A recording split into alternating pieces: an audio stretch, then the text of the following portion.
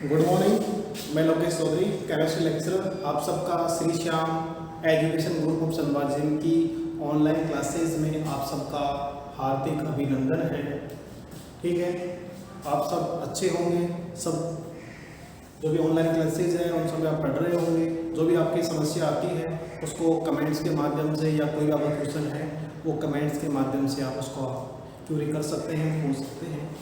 हम लास्ट में unit second थी उसका हमने अध्ययन कर लिया था। ठीक है, अब नेक्स्ट है यूनिट थर्ड, यानी ट्रांजिशन मेटल कॉम्प्लेक्स के अंदर हमारे पास में ट्रांजिशन, तो उसका हमने अध्ययन कर लिया था यूनिट सेकंड के अंदर। अब यूनिट थर्ड है electronic spectra of transition metal complex. Electronic spectra of transition metal complex यानी कि संक्रमण, जो संकुल यौगिक है, संक्रमण धातुओं के संकुल यौगिक हैं, उनमें इलेक्ट्रॉनिक स्पेक्ट्रा किस प्रकार होता है उसका हम अध्ययन करें। यानी इलेक्ट्रॉन का संक्रमण किस प्रकार होता है उसका अध्ययन हम दो प्रकार से कर सकते हैं। पहला हमारे पास में है डीडी संक्रमण, यानी कि दो माध्यम से कर सकते हैं। पहला है डीडी संक्रमण और दूसरा है चार्ज ट्रांसफर स्पेक्ट्रा, यानी आवेश स्थानांतरण। चार्ज ट्रांसफर स्पेक्ट्रा, इन दोनों के तहत हम इलेक्ट्रॉनिक संक्रमण है उनका अध्ययन करते हैं। डीडी संक्रमण क्या होता है? डीडी संक्रमण का अध्ययन हमने लास्ट क्लास में भी, पिछली वाली क्लास में किया था। डीडी संक्रमण क्या होता है? डीडी संक्रमण में क्या होता है, देखो, जब हमारे पास में कोई लिगेंड अपने लोन पेयर किसी सेंट्रल मेटल आयन के रिक्त कक्षक में डोनेट करके और उपसहसंयोजक बंध बनाता है, उपसहसंयोजक बंध का निर्माण करता है। ठीक है, निर्माण करने से वहाँ पे इलेक्ट्रॉनों का क्या होता है? स्थानांतरण होता है। स्थानांतरण होने की स्थिति में वहाँ पे डी कक्षकों का विपाटन होता है, यानी डी कक्षक दो भागों में डिवाइड हो जाते हैं। यानी कि एक हमारे पास में है अष्टफलकीय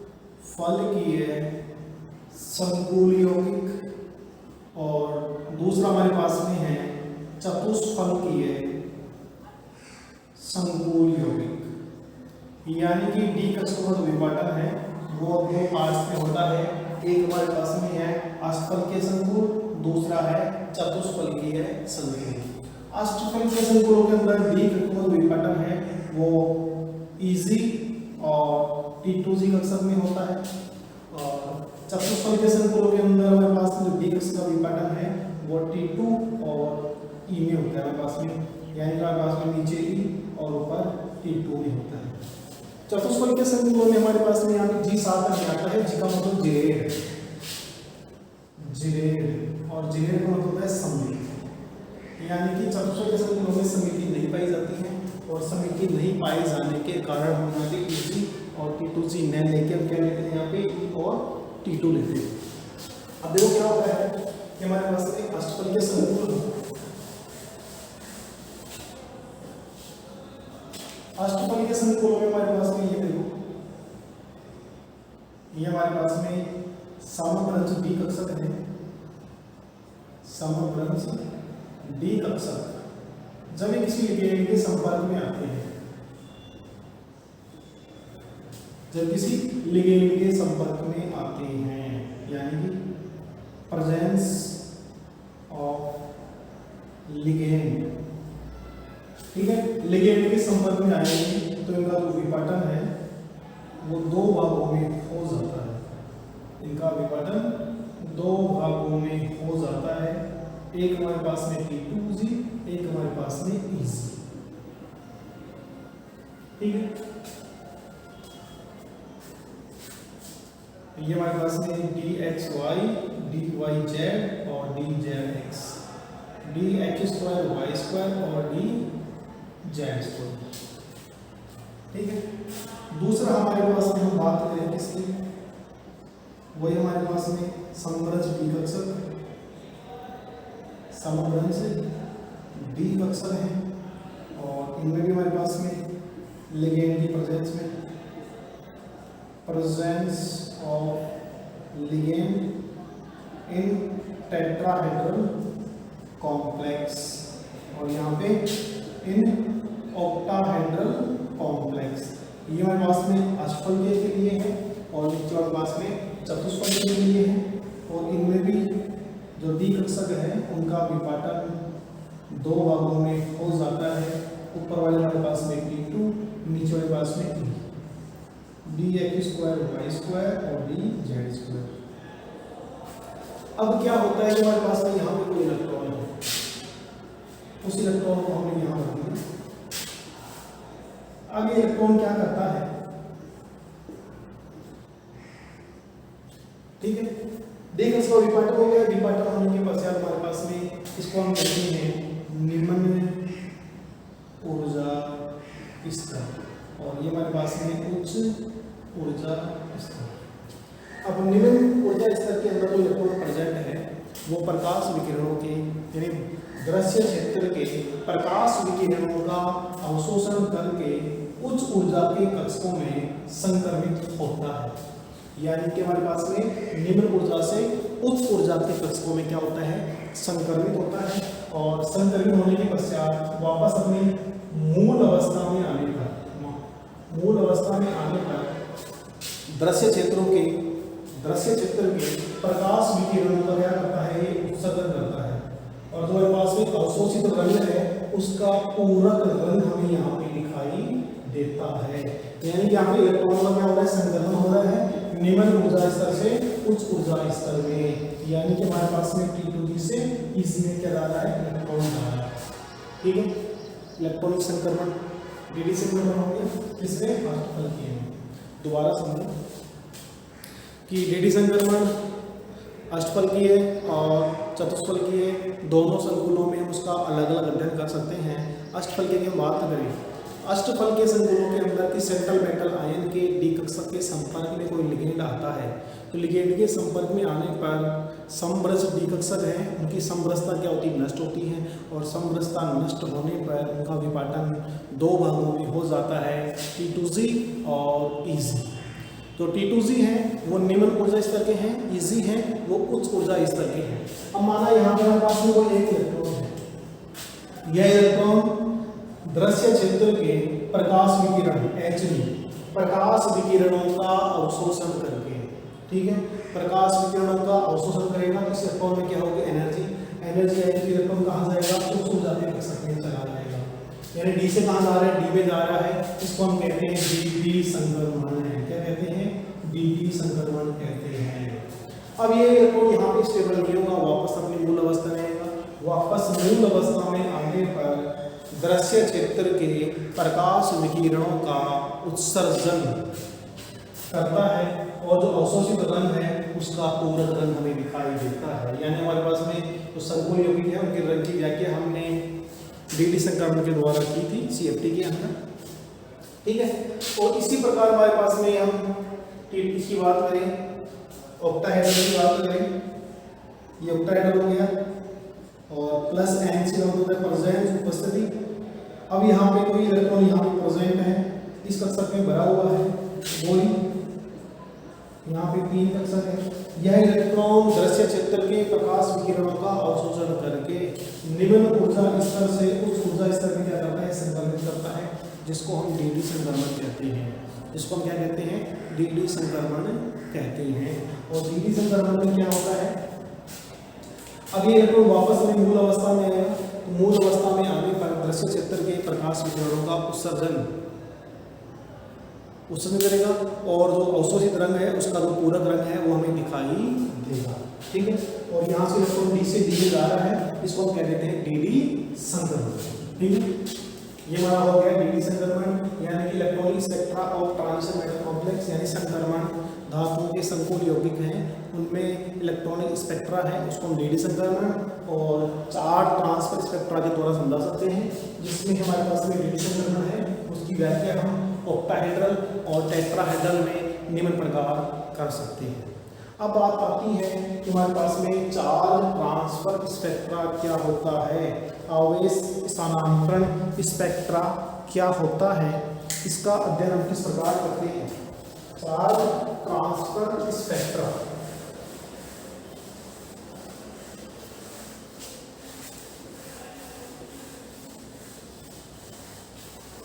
दूसरा इम्पोर्टेंट टॉपिक है चार्ज ट्रांसफर स्पेक्ट्रा, आवेश स्थानांतरण, चार्ज आवेश ट्रांसफर यानी स्थानांतरण स्पेक्ट्रा। चार्ज ट्रांसफर स्पेक्ट्रा को यानी इसके भी दो प्रकार होते हैं, एक होता है LMCT और दूसरा होता है MLCT। L का मतलब होता है लिगेंड, क्या होता है ligand.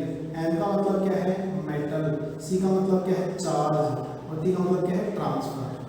Ligand metal charge transfer spectra, इसका मतलब है metal to ligand, metal to ligand charge transfer spectra, metal to ligand charge transfer spectra MLCT। ठीक है, अब इन दोनों में क्या समानता है क्या भिन्नता है उसको हम देखते हैं।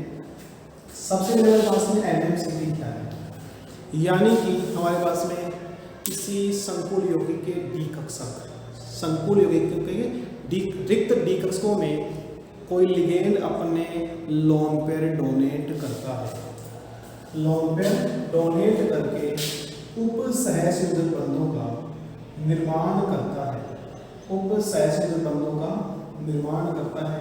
अब यानी लिगेंड अपने lone pair central metal ion के रिक्त कक्षक में डोनेट कर रहा है, उस कंडीशन में क्या होता है कि हमारे पास जो सेंट्रल मेटल आयन है उसके ऊपर आवेश में क्या होती है वृद्धि होती है। सेंट्रल मेटल के जो आयन सेंट्रल मेटल रिक्त कक्षक है उसमें लिगेंड अपने लोन पे डोनेट करेगा, उस कंडीशन में क्या होगा सेंट्रल मेटल आयन है उसके आवेश में क्या होगी वृद्धि होगी। ठीक है, यानी उसके स्थायित्व में क्या होगी कमी होगी, आवेश बढ़ेगा ऋणावेश बढ़ेगा, उसका जो स्टेबिलिटी उसमें क्या होगी कमी होगी। वह अपने स्थायित्व को बनाए रखने के लिए क्या करता है, अपने जो रिक्त कक्षक है अपने जो भरे हुए कक्षक है उनका और जो लिगेंड है उनके रिक्त कक्षकों के साथ में क्या करता है समपार्श्विक अतिव्यापन करता है, समपार्श्विक अतिव्यापन करता है, यानी कि साइड टू साइड ओवरलैपिंग होती है और समपार्श्विक अतिव्यापन होता है, वहां पे पाई बॉन्ड का निर्माण होता है। हम इसकी बात करते हैं चार्ज ट्रांसफर स्पेक्ट्रा क्या है, यानी कि यहाँ पे इलेक्ट्रॉन का स्थानांतरण लिगेंड से मेटल और मेटल से लिगेंड की तरफ होता है। जो हमने लिखा है ना LMCT MLCT, LMCT MLCT क्या है दोबारा समझो। हमारे पास में कोई सेंट्रल मेटल आयन है, सेंट्रल मेटल आयन के रिक्त कक्षक कौन से रिक्त डी कक्षक, उनमें जो लिगेंड है अपने लोन पेयर डोनेट करता है, डोनेट करने से हमारे पास में सेंट्रल मेटल आयन है उनकी जो स्टेबिलिटी है उनका स्थायित्व घटेगा, क्योंकि वहाँ पे आवेश में क्या होगी वृद्धि होगी, ऋणावेश वहाँ पे बढ़ेगा। अब वह अपने ऋणावेश को बैलेंस करने के लिए या हम कह सकते हैं कि हमारे पास में आवेश है उसको बैलेंस करने के लिए अपने भरे हुए कक्षक यानी डी के जो भरे हुए कक्षक हैं और लिगेंड के खाली कक्षक हैं उनमें समपार्श्विक अतिव्यापन होता है। कौन सा होता है समपार्श्विक अतिव्यापन होता है, जिससे मेटल लिगेंड की ओर इलेक्ट्रॉन का स्थानांतरण करता है, जिसके कारण उसका जो आवेश है वो बैलेंस होता है, उसका स्थायित्व है उसमें वृद्धि होती है, जिसको हम MLCT के नाम से जानते हैं। सबसे पहले पास में LMCT यानी लिगेंड मेटल को अपने लोन पे डोनेट कर रही है, फिर मेटल का आवेश बढ़ जाए, मेटल अपने आवेश को बैलेंस करने के लिए वापस अपने जो बड़े कक्षक है उनका लिगेंड के रिक्त कक्षों के साथ में समपार्श्विक अतिव्यापन करता है, ये मेटल से वापस लिगेंड की ओर इलेक्ट्रॉनों का ट्रांसफर होता है, उसको हम MLCT के द्वारा रिप्रेजेंट करते हैं। यानी कि हम कह सकते हैं कि चार्ज ट्रांसफर स्पेक्ट्रा है वो दो प्रकार का होता है, एक होता है LMCT और एक MLCT। यानी कि पहला हमारे पास में है LMCT, L का मतलब ligand to metal charge transfer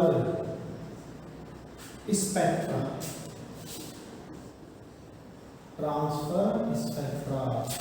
और दूसरा हमारे पास में MLCT, तो इसमें क्या होगा, ये हमारे पास में पहला है और दूसरा क्या होगा, मेटल टू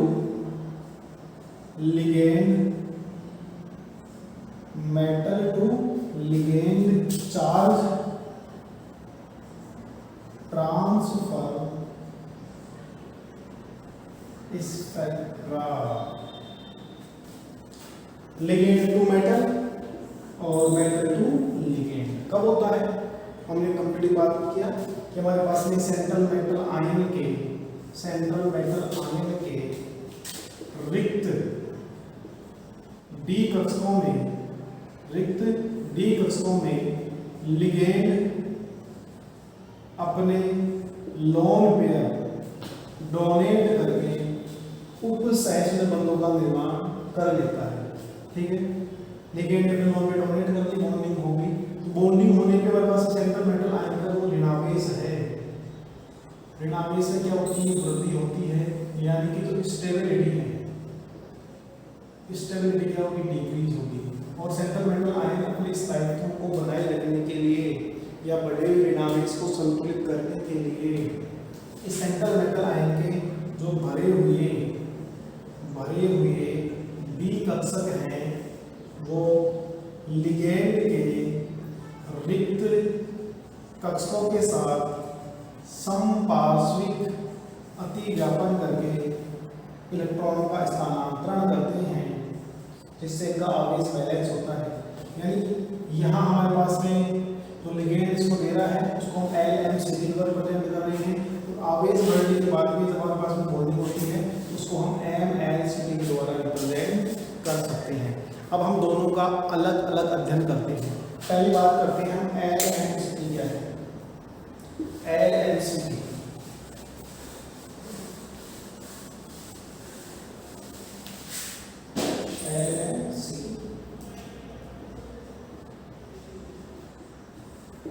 हम जान रहे हैं कि लिगेंड से मेटल की ओर चार्ज ट्रांसफर स्पेक्ट्रा, यानी कि हमारे पास में पहली शर्त है कि यानी हमारे पास में लिगेंड है अपने लोन पे डोनेट करके सेंट्रल मेटल आयन के साथ में बॉन्डिंग करता है, उपसहस्त्र बंध बनाता है, उसको हम LMCT कहते हैं।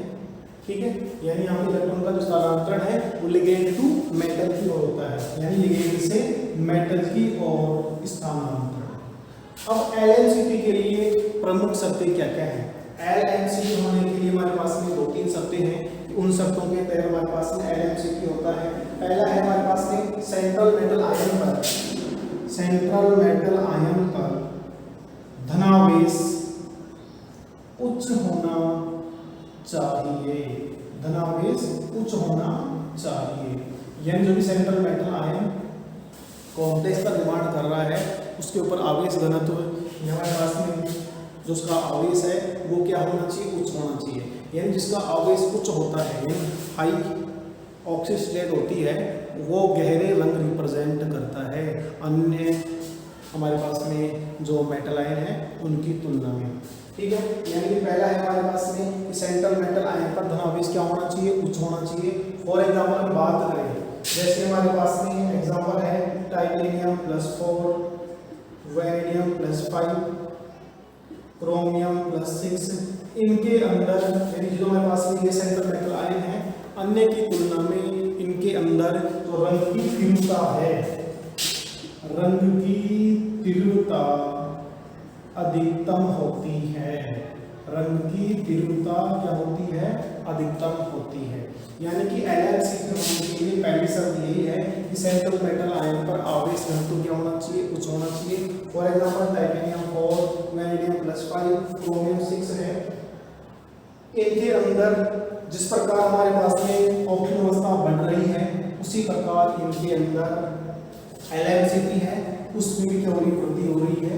यानी लिगेंड से मेटल की ओर जो आवेश स्थानांतरण है वो क्या हो रहा है, अधिकतम हो रहा है। तो LMCT का मान ज्यादा होगा तो वहां पे रंग की तीव्रता भी क्या होगी, अधिकतम होगी। अर्थात हम कह सकते हैं कि पहली शर्त ये है कि हमारे पास में सेंट्रल मेटल आयन का धनावेश उच्च होना चाहिए।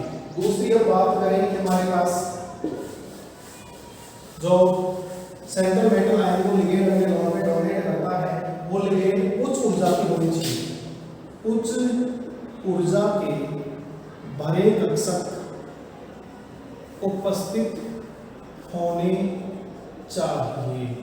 यानी कि लिगेंड के पास जो भी लिगेंड अपने लोन पे डोनेट कर रहा है सेंट्रल मेटल आयन को, उसके जो भरे कक्षक होने चाहिए वो कैसे होने चाहिए, हाई एनर्जी के होने चाहिए। और हाई एनर्जी के होंगे तो ही वे अपने लोन पे सेंट्रल मेटल आयन को डोनेट कर सकेंगे।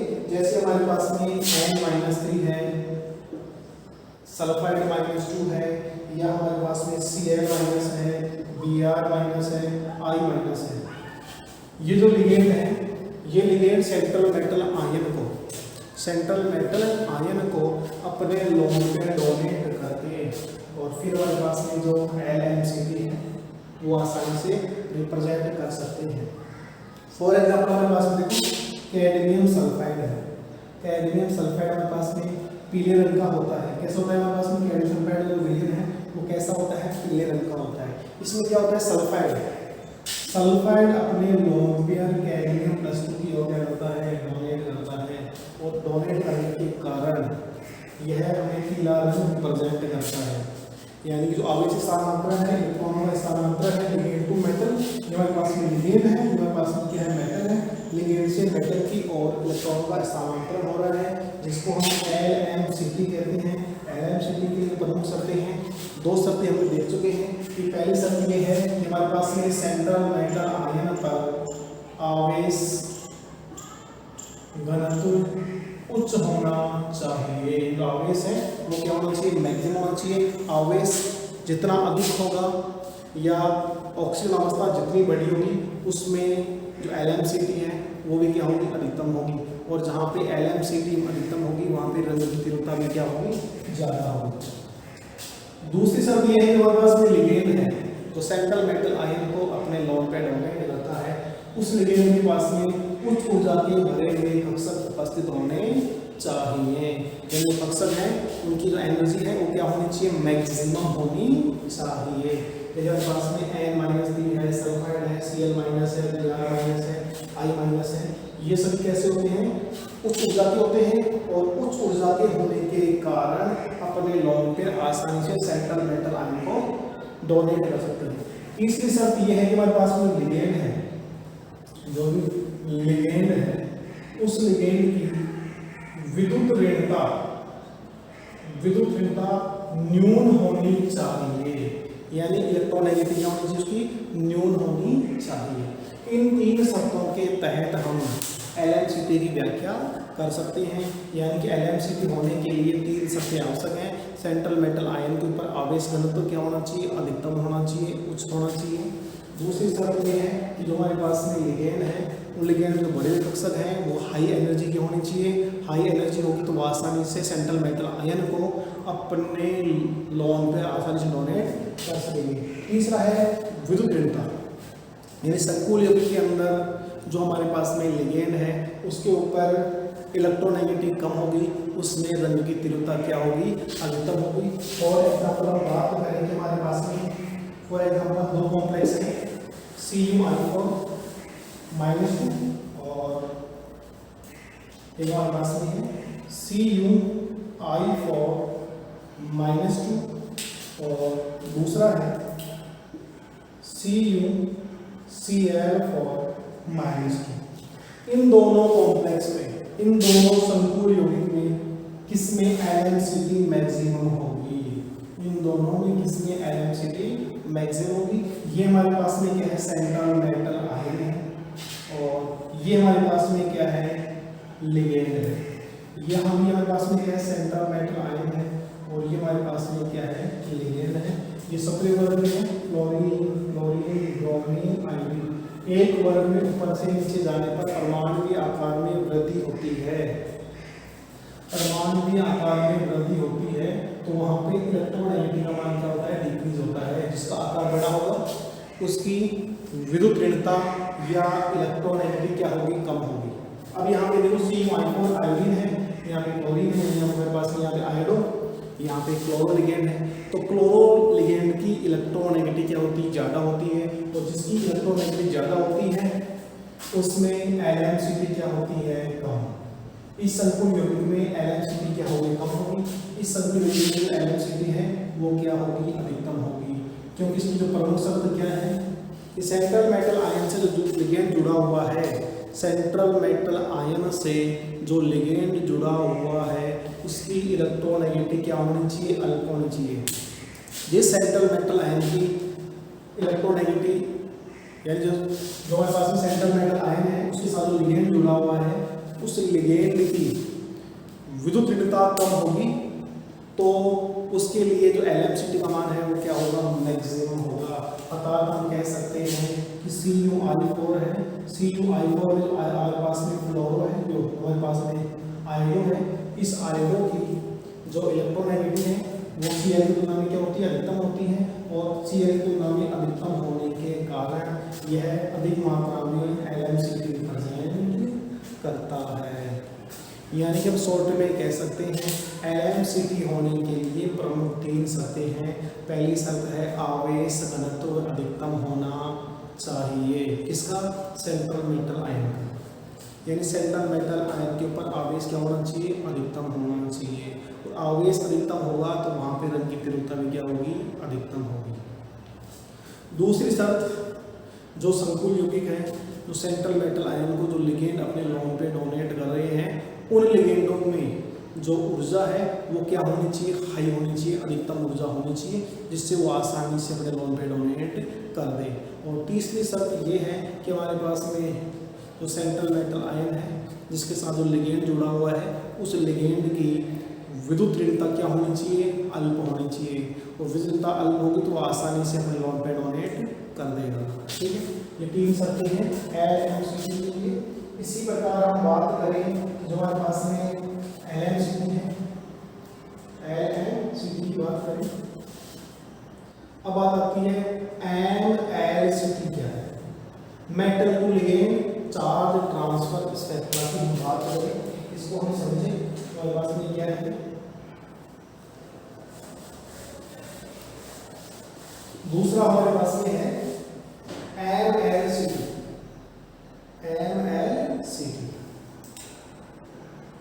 MLCT का मतलब है metal to ligand charge transfer spectra. Metal to ligand charge transfer spectra क्या है, यानी मेटल से लिगेंड की ओर, मेटल से लिगेंड की ओर कब होता है, हमने पढ़ा जब सेंट्रल मेटल आयन के डी कक्षकों में लिगेंड अपने लोन पे डोनेट करता है। लोन पे मतलब आवेश डोनेट करेगा, आवेश कौन सा, ऋण आवेश। तो सेंट्रल मेटल आयन है उसकी स्टेबिलिटी क्या होगी, कम होगी। स्टेबिलिटी कम होगी तो अपनी स्टेबिलिटी को बैलेंस करने के लिए, अपने स्थायित्व को बनाए रखने के लिए मेटल अपने लोन पे, अपने जो मेटल अपने इलेक्ट्रॉन है वो लिगेंड की ओर डोनेट करता है। अर्थात मेटल के जो भरे हुए कक्षक हैं, मेटल के भरे हुए कक्षक और लिगेंड के जो रिक्त कक्षक हैं, लिगेंड के रिक्त कक्षक हैं, इनमें क्या होता है, समपार्श्विक अतिव्यापन होता है। और समपार्श्विक अतिव्यापन होने से यहाँ पे टाई बॉन्ड का निर्माण होता है। अर्थात हम कह सकते हैं कि यहाँ पे मेटल से लिगेंड की ओर इलेक्ट्रॉन का स्थानांतरण होता है। ठीक है, यानी कि मेटल से लिगेंड की ओर इलेक्ट्रॉन का स्थानांतरण हो रहा है। इसको हम कहते हैं MLCT, metal to ligand charge transfer spectra. अब यहाँ पे वही है कि हमारे पास में MLCT होने के लिए प्रमुख शब्द क्या क्या है। पहला है MLCT के लिए आवश्यक शर्तें, वहां भी 3 आवश्यक शर्तें थी, यहाँ भी 3 आवश्यक शर्तें होंगी। आवश्यक शर्तें वहां पे पहली शर्त क्या थी, सेंट्रल मेटल आयन पर आवेश क्या होना चाहिए, अधिकतम होना चाहिए, तो यहाँ पे जस्ट विपरीत होगी। पहली शर्त क्या है, सेंट्रल मेटल आयन पर आवेश घनत्व न्यूनतम हो, न्यूनतम हो, यानी सेंट्रल मेटल आयन पर आवेश घनत्व जितना कम होगा वहां पे MLCT जो परिघटना है उसको हम आसानी से ऑब्जर्व कर सकते हैं। दूसरा है हमारे पास में जो लिगेंड है उसकी जो इलेक्ट्रोनेगेटिविटी है वो क्या होनी चाहिए, अधिकतम होनी चाहिए, तो आसानी से वो इलेक्ट्रॉन को ग्रहण कर ले। दूसरी शर्त है लिगेंड की जो इलेक्ट्रोनेगेटिविटी है वो कैसी होनी चाहिए, अधिकतम होनी चाहिए, क्योंकि इलेक्ट्रॉन है उसकी इलेक्ट्रोनेगेटिविटी क्या हो, अधिकतम हो। अतः आप कह सकते हैं कि हमारे पास में जो इलेक्ट्रॉन है वो आसानी से अपचयित होने, आसानी से अपचयित होना चाहिए, आसानी से अपचयित होना चाहिए। तीसरी बात करें हम कि हमारे पास में जो लिगेंड के पास में एनर्जी है वो कैसी होनी चाहिए, निम्न ऊर्जा वाली होनी चाहिए। हमारे पास में कार्बोनिन है, NO है और पिरिडीन है, EN है, Cl- है। दूसरी शर्त ये है कि जो लिगेंड के पास में, हमारे पास में लिगेंड है, लिगेंड के जो कक्षक है वो निम्न ऊर्जा स्तर के होने चाहिए, निम्न ऊर्जा स्तर के होने चाहिए, तो ताकि उनकी एनर्जी कम होगी तो आसानी से जो मेटल की साइड से जो इलेक्ट्रॉन आएगा उसको ग्रहण कर सके। कहने का मतलब MLCT और LMCT दोनों में पास में क्या है, चार्ज ट्रांसफर स्पेक्ट्रा है, यानी कि LMCT में क्या होता है, मेटल से लिगेंड की ओर, मेटल से लिगेंड की ओर, मेटल से लिगेंड की ओर, और LMCT में लिगेंड से मेटल की ओर। ठीक है, इसके लिए जो MLCT होती है, MLCT होने के लिए आवश्यक शर्तें कहते हैं। पहली शर्त ये है कि जो सेंट्रल मेटल आयन है उसके ऊपर आवेश घनत्व अधिकतम होना चाहिए, जो आवेश घनत्व है वो क्या हो, अधिकतम हो। दूसरा हमारे पास जो लिगेंड है, जो लिगेंड है यानी यहाँ पे पड़ा लिगेंड क्षेत्र, कार्बोनिल है, नाइट्रोसिल है, पिरिडीन है, Cl- है, ये लिगेंड निम्न ऊर्जा स्तर के होने चाहिए, यानी कि ये उच्च ऊर्जा के होंगे तो अपने लोन पे उसको डोनेट कर देंगे, निम्न ऊर्जा के होंगे तो आसानी से उनके जो कक्षक हैं वो सेंट्रल मेटल आयन के भरे हुए कक्षकों के साथ में समपार्श्विक अतिव्यापन कर लेंगे। ठीक है, नेक्स्ट बात आती है कि हमारे पास में जो लिगेंड है वो निम्न ऊर्जा का होना चाहिए, यानी कि आसानी से अपचयित होने वाला होना चाहिए। इस प्रकार हम चार ट्रांसफर स्पेक्ट्रा को, चार ट्रांसफर स्पेक्ट्रा है इसकी हम व्याख्या कर सकते हैं। ये केवल शॉर्ट नोट में आता है कि चार ट्रांसफर स्पेक्ट्रा है, शॉर्ट नोट लिखो, तो फिर हमारे वहाँ पे LMCT और LMCT के द्वारा वहाँ पे अध्ययन वहाँ पे करते हैं। ठीक है, नेक्स्ट बात आती है कि हमारे पास में इलेक्ट्रॉनिक संक्रमण के लिए चयन नियम क्या होते हैं, इंपॉर्टेंट टॉपिक है। नेक्स्ट टॉपिक है इलेक्ट्रॉनिक संक्रमण के लिए, इलेक्ट्रॉनिक संक्रमण के लिए सिलेक्शन रूल, चयन नियम, चयन नियम, selection rule of electronic transition, electronic संक्रमण के लिए चयन नियम। सबसे मेरे पास में इलेक्ट्रॉनिक संक्रमण क्या होता है कि हमारे पास में इलेक्ट्रॉन कहाँ पे संक्रमित होगा, कहाँ पे संक्रमित नहीं होगा, कि हमारे पास में दिया गया संक्रमण हमारे पास में अनुमत है या वर्जित है, यानी इलेक्ट्रॉनों का स्थानांतरण होगा या नहीं होगा, उसके लिए हम चयन नियम पढ़ते हैं। और ये चयन नियम दो प्रकार के होते हैं, एक होता है चक्रण चयन नियम, चक्रण चयन नियम, और दूसरा है लेपोल्ट चयन नियम, ये दोनों ही इंपॉर्टेंट हैं, परीक्षा में बहुत बार पूछे गए हैं। लैपॉर्ट चयन नियम क्या है इसको समझाइए, या शॉर्ट नोट लिखो चक्रण चयन नियम क्या है इसको समझाइए। ठीक है, इन दोनों हम डिटेल से अध्ययन करेंगे। चक्रण चयन नियम क्या होता है, लैपॉर्ट चयन नियम क्या होता है।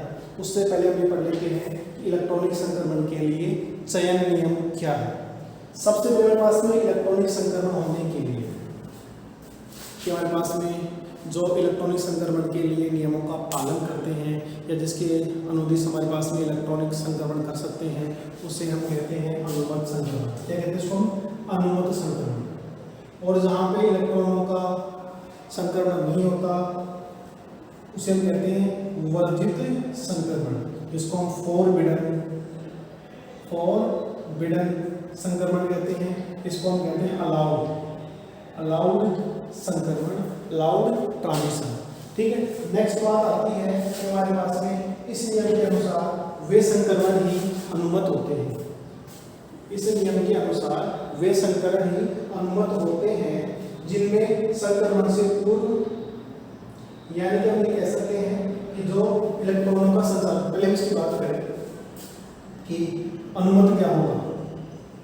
अनुमत संक्रमण क्या होता है, यानी कि जो हमारे पास में सिलेक्शन चयन नियम है उनकी पालना करते हैं, यानी कि संक्रमण चयन नियमों की पालना करते हैं अर्थात उसमें इलेक्ट्रॉनों का संक्रमण होता है जिसे हम अनुमत संक्रमण कहते हैं। और जहाँ पे इलेक्ट्रॉनों का संक्रमण नहीं होता उसे हम कहते हैं वर्जित संक्रमण।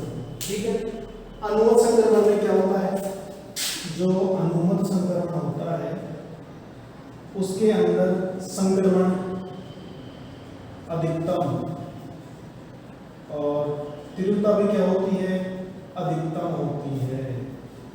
और वर्जित संक्रमण में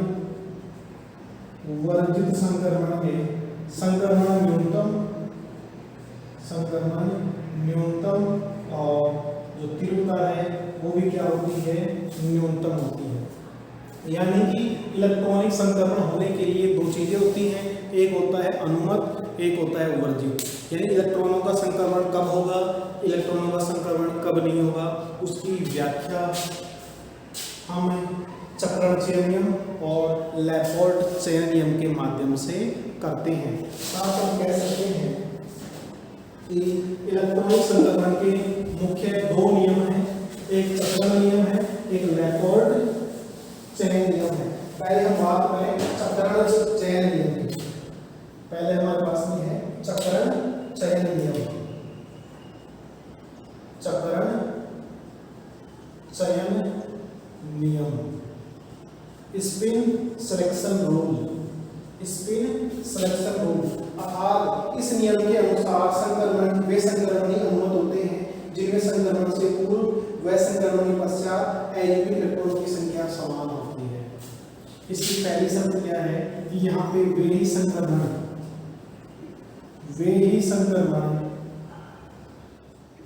अनुमत होते हैं, वे ही संक्रमण अनुमत होते हैं जिनमें संक्रमण से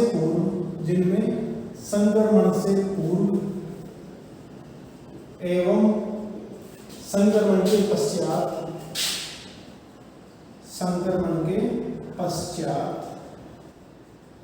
अयुग्मित इलेक्ट्रॉनों की संख्या,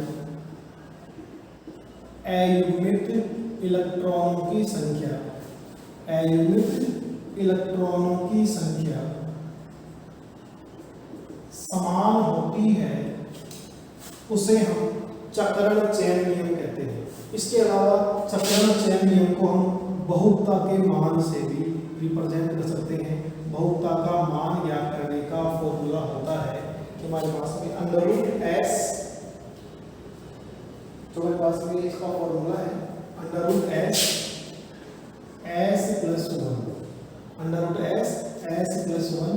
एस का मतलब होता है एस बराबर n/2 और n का मतलब है अयुग्मित इलेक्ट्रॉनों की संख्या, अयुग्मित इलेक्ट्रॉनों की संख्या जिसको हम 2s प्लस 1 के द्वारा भी रिप्रेजेंट कर सकते हैं, 2s प्लस 1। जहाँ पे s हमारे पास में क्या है, अयुग्मित इलेक्ट्रॉनों की संख्या। जैसे देखो हमारे पास में इसके लिए हमें ये डी कक्षक है, यहाँ पे एक इलेक्ट्रॉन बना हुआ है। इसके लिए हमारे पास में भोक्ता का मान निकालना है। भोक्ता का मान 2s+1 और s का मतलब क्या होता है n/2 और n क्या होता है अयुग्मित इलेक्ट्रॉनों की संख्या। यानी कि यहाँ पे s का मान कितना है 1/2, क्योंकि यहाँ पे n का मान कितना है 1 है, 1/2 हो गया। तो 2s+1 भोक्ता बराबर मल्टीप्लिसिटी बराबर 2s+1 2 गुना 1/2 प्लस 1, 2 से हो गया कैंसिल हो गया और यहाँ पे बचता रहेगा 2। इसके लिए भोक्ता का मान कितना हो गया हमारे पास में 2 हो गया। अगर यहाँ पे इलेक्ट्रॉन हमारे पास में ऐसे होगा 2 इलेक्ट्रॉन होते तो n का मान कितना होगा हमारे पास में 1/2 इंटू 2 यानी 2/2 1 हो गया। यानी यहाँ पे हमारे पास में 2 इलेक्ट्रॉन होते तो n का मान कितना हो गया हमारे पास में हाफ और हाफ 1/2 1/2 यानी कि मान कितना हो गया 1 हो गया। तो वहाँ हमारे पास में जो मल्टीप्लिसिटी वहाँ कितना हो जाएगा मेरे पास में 1 + 1 2 रहेगा।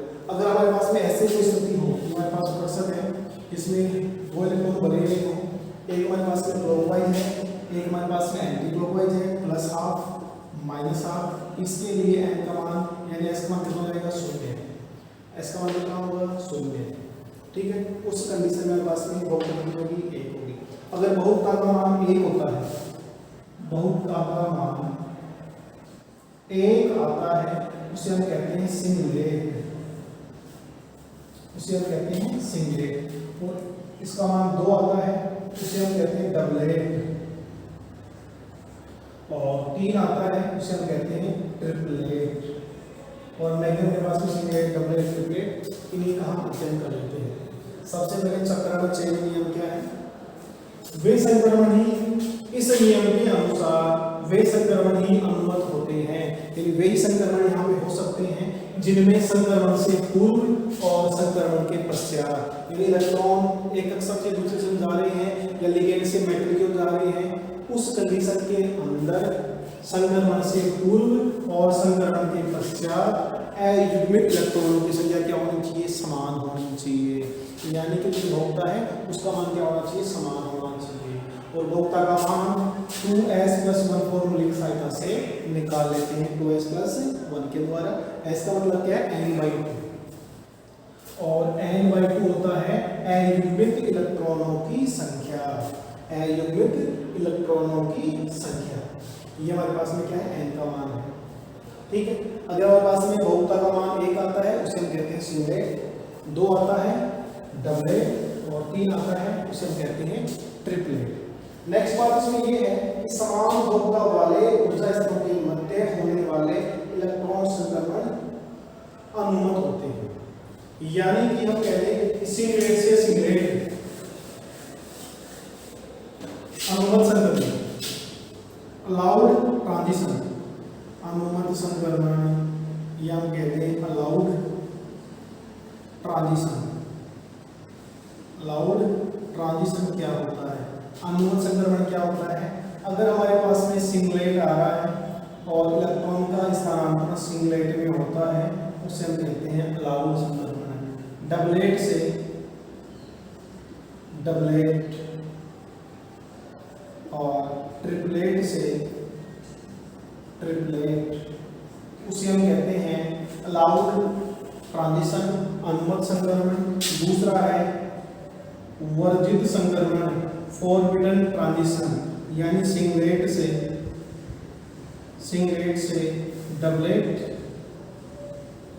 सिंगलेट से डबलेट या डबलेट से ट्रिपलेट या ट्रिपलेट से सिंगलेट। ये हम कहते हैं कि सिंगलेट से हमारे पास में ट्रिपलेट हो उसे क्या कहते हैं वर्जित संक्रमण। यानी कि अनुमत संक्रमण का मतलब ये है कि हमारे पास में भोक्ता के नियम से इलेक्ट्रॉनों का ट्रांजिशन है, संक्रमण है, वो सिंगलेट से सिंगलेट हो, डबलेट से डबलेट हो, ट्रिपलेट से ट्रिपलेट हो, उसे हम कहते हैं अलाउड ट्रांजिशन, अनुमत संक्रमण। अलाउड या अनुमत, यदि सिंगलेट से ट्रिपलेट में जा रहा है, सिंगलेट से डबलेट में जा रहा है, उस कंडीशन के अंदर हमारे पास में ट्रांजिशन कैसा होगा फॉरबिडन या वर्जित संक्रमण, उसे क्या कहते हैं? वर्जित संक्रमण कहते हैं। ठीक है, नेक्स्ट हम बात करें हमारे पास में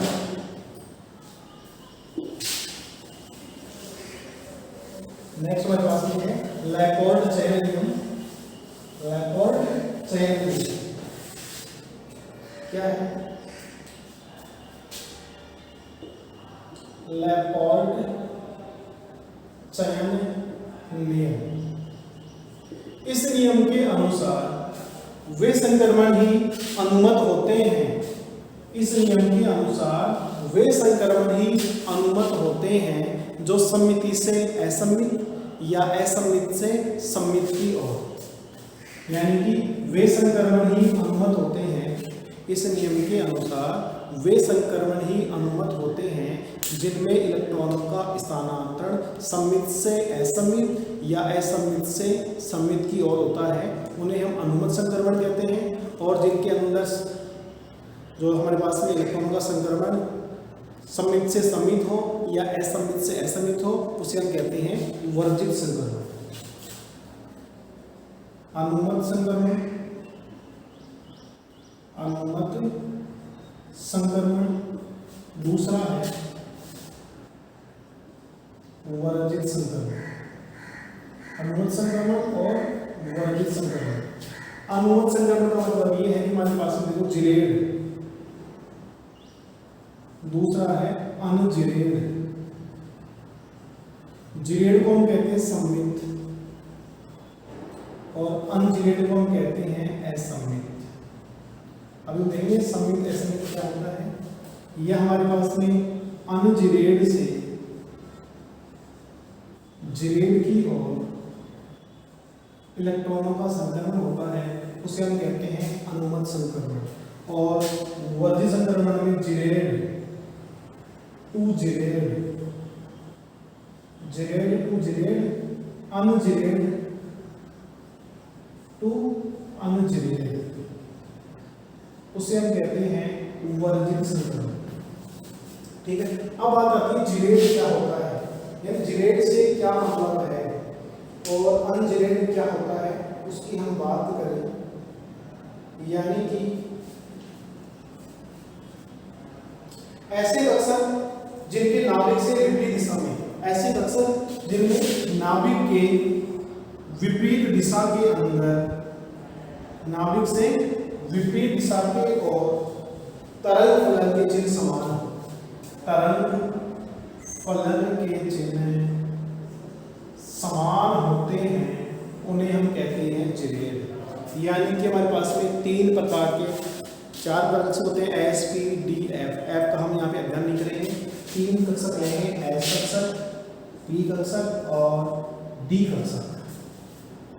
एस कक्षक के अंदर हमारे पास में जो हमारे पास में नाभिक है, उस नाभिक के विपरीत हमारे पास कक्षक है, और जो तरंग फलन क्या होता है समान है, ऐसा भी हमारे पास में ये एस कक्षक के लिए है। पी कक्षक के लिए हमारे पास में प्लस माइनस, यहाँ पे तरंग फलन कैसे हैं, विपरीत है, इसको हम कहते हैं अनजिरेड, अनजिरेड। और ये कैसे हमारे पास में जिरेड। डी कक्षक है,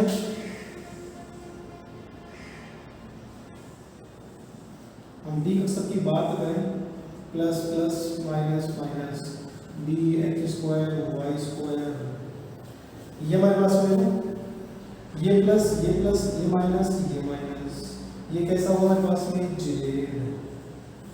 यानी कि हमारे पास में जिरेड यानी सम्मित असम्मित क्या होते हैं, यानी कि वे कक्षक जिनके नाभिक से विपरीत दिशा में समान दूरी पर तरंग फलन के चिन्ह क्या होते हैं, समान होते हैं, उन्हें हम कहते हैं जिरेड या सम्मित कहते हैं। दोबारा बात करें सम्मित क्या होता है, हमारे पास में कोई कक्षक है, उस कक्षक के अंदर उसके नाभिक से विपरीत दिशा में समान दूरी पर जो तरंग फलन के चिन्ह समान होते हैं, उसे हम कहते हैं जेड। और यदि वो चिन्ह हमारे पास में विपरीत हो, उसे हम कहते हैं अनजिरेड।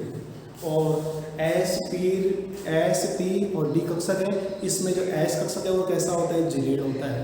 पी कैसा होता है, अनजिरेड होता है। यानी पी कक्षक हमारे पास में नाभिक हमारे पास में प्लस माइनस, चिन्ह क्या है, तरंग फलन के चिन्ह क्या है, विपरीत है, ये कैसा है, अनजिरेड है। डी कक्षक में प्लस प्लस माइनस माइनस ये कैसा है, जिरेड है। अर्थात हम कह सकते हैं कि हमारे पास में एस कक्षक से पी कक्षक में संक्रमण कैसा है, वर्जित संक्रमण है। यानी एस कक्षक से पी कक्षक में इलेक्ट्रॉनों का ट्रांजिशन हो सकता है, पी से डी कक्षक में इलेक्ट्रॉनों का ट्रांजिशन हो सकता है, लेकिन एस कक्षक से एस कक्षक में ट्रांजिशन नहीं होगा, क्योंकि ये भी सममित और ये भी कैसा है, सममित है।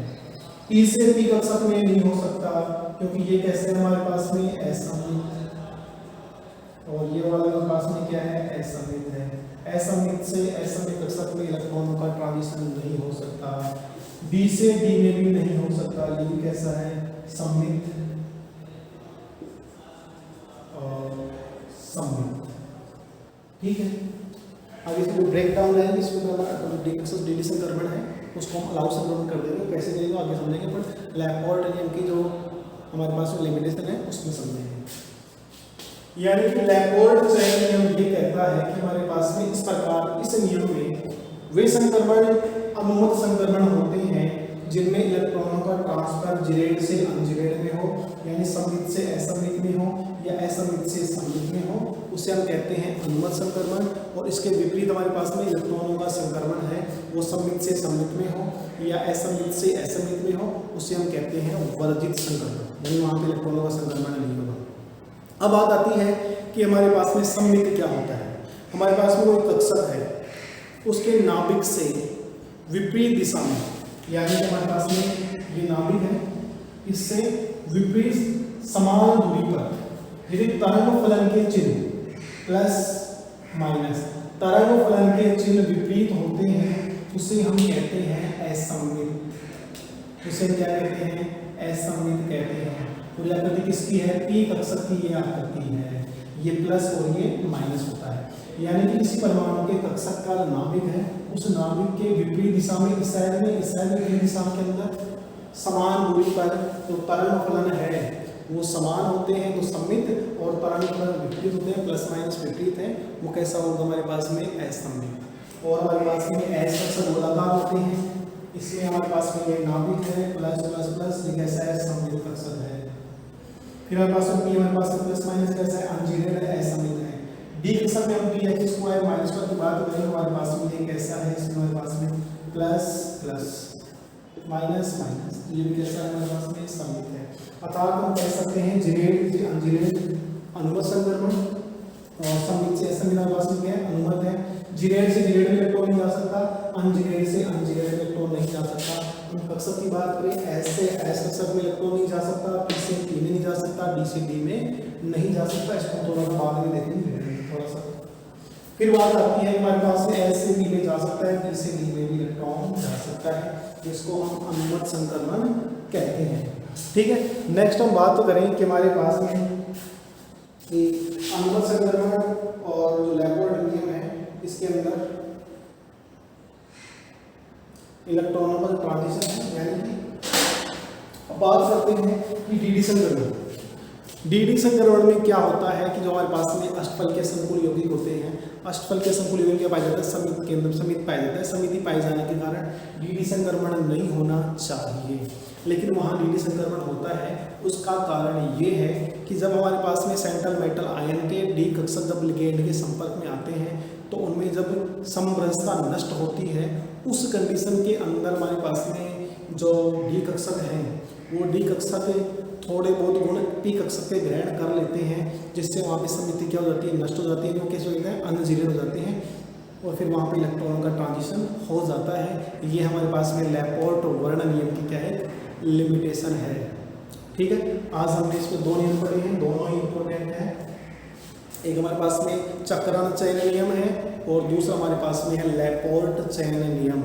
लैपोर्ट चयन नियम ये कहता है, इस नियम के अनुसार वे संक्रमण ही अनुमत होते हैं जिनमें इलेक्ट्रॉनों का ट्रांसफर सममित से असममित की ओर या असममित से सममित की ओर होता है, उसे हम लैपोर्ट चयन नियम कहते हैं।